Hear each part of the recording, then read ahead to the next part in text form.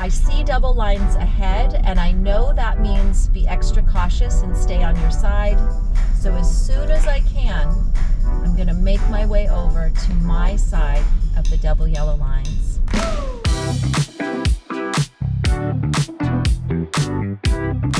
Hey, it's Jacqueline, and for the next few minutes we're going to talk about a really important topic, the meaning of yellow lines.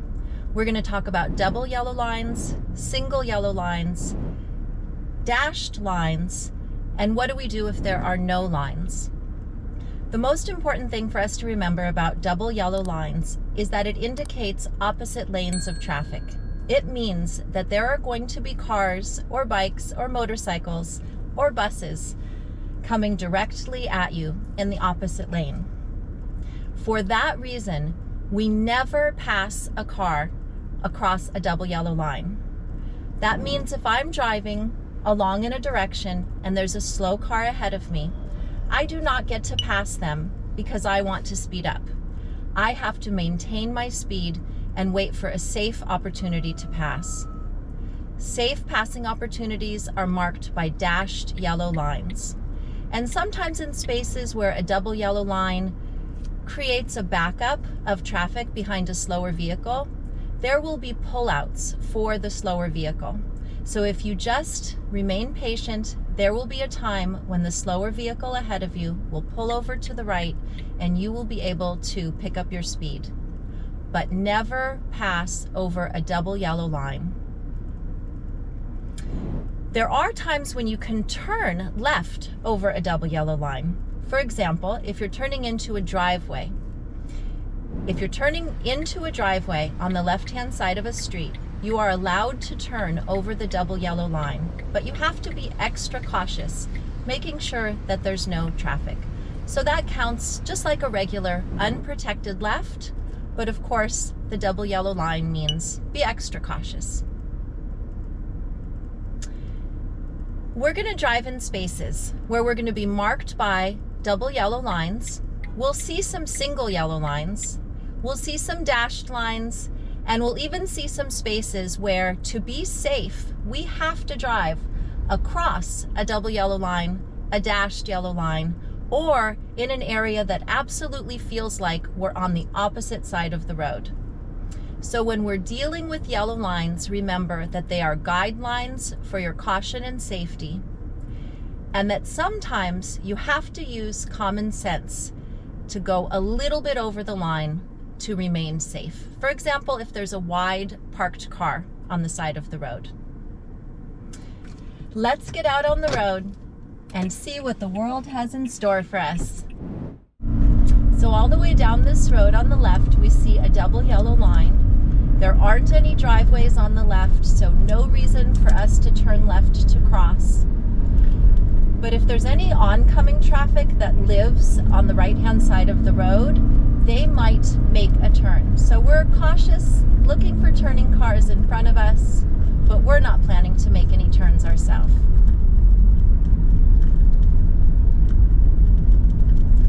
Now that we're in a space with houses on the left-hand side of the road, we just want to think about how we would be allowed to turn left into that driveway.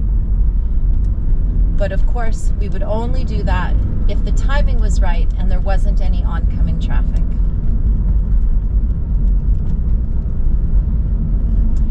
On this road, the speed limit is 25 miles an hour.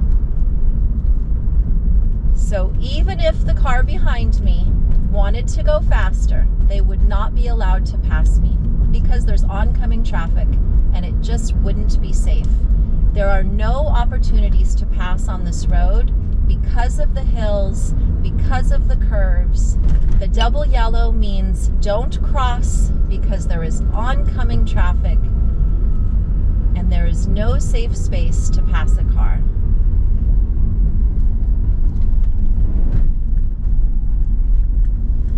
Around that corner, the double yellow lines also have ridge lines, little dots along the yellow lines, just to give an extra indication if somebody were to cross over, because on a curve it would be extra dangerous to take up any space over the double yellow line. And let's see how many times I can say double yellow line. whenever there's a break in the double yellow line, it indicates an intersection.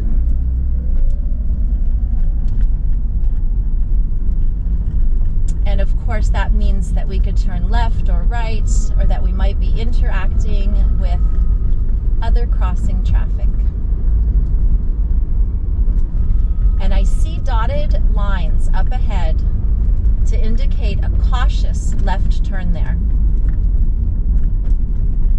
At regular intersections, we saw just a gap in the double yellow line, but that back there we saw a dashed double yellow line. That means it's a road, and of course it's legal to turn left there, but you've got to be extra cautious because it's just on this side of a curve. So now we pass through and we have a dashed yellow line, and this is exactly the situation where I'm allowed to come over cautiously unless there's an oncoming vehicle. So I was thinking about passing the bicyclist because I wanted to give them some space. It definitely doesn't feel good to have somebody following you up the hill. I had a little window of opportunity to pass, and I didn't make it because just when I was thinking about it, a motorcycle was coming right toward me. The safe thing to do was come back to my side of the dashed yellow line, and I'm going to follow the bicyclist safely.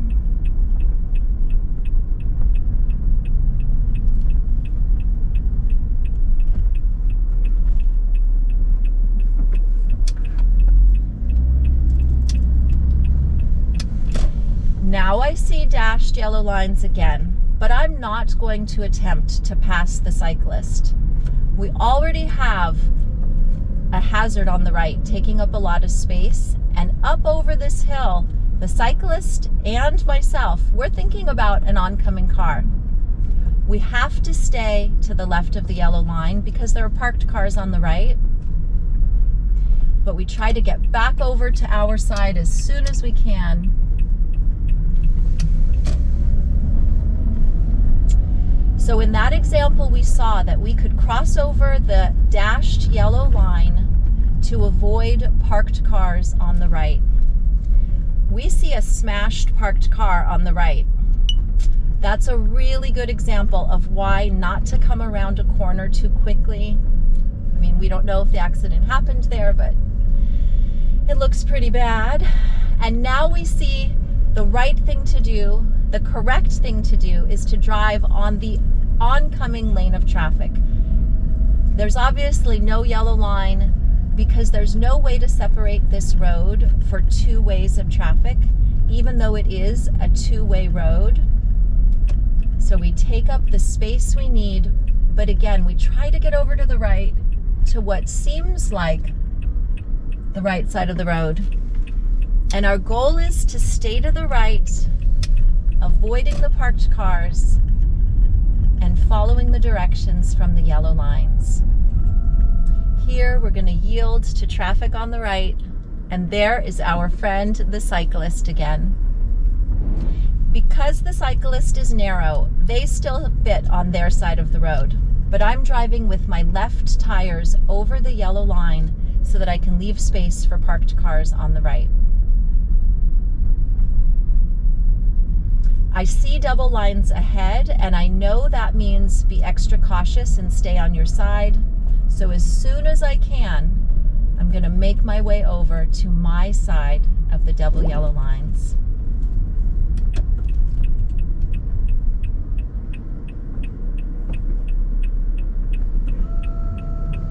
We've gotten a lot of great practice today using our yellow lines. Double yellow to be extra cautious, which means we are allowed to turn left into a driveway, but never to overtake a car.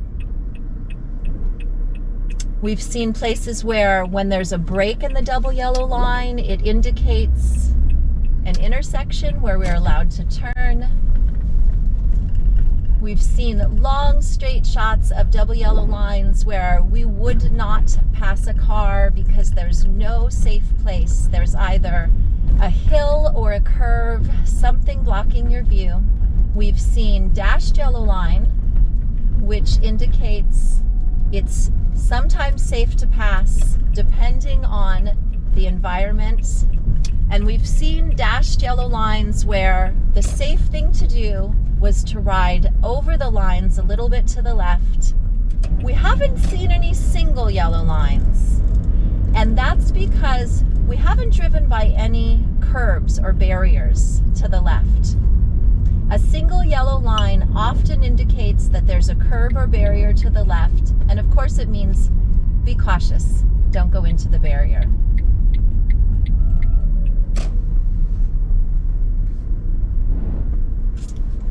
Thank you for checking in today to do this work to better understand what yellow lines mean. And remember, never pass a car over double yellow lines. Be patient and use the lines to let you know what's safe, but also observe the environment around you and do what your common sense tells you is also safe, like sometimes going over the line if there are parked cars.